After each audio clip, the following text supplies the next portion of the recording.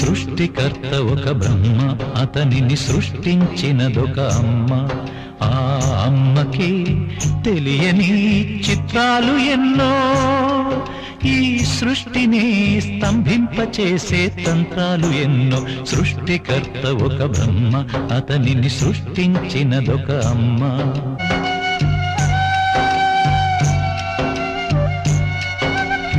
బొట్టు పెట్టి పూజ చేసి గడ్డి మేపి పాలు తాగి వయసు ముదిరి వట్టిపోతే గోవు తల్లే కోత కోత విత్తు నాటి చెట్టు పెంచితే చెట్టు పెరిగి పళ్ళు పంచితే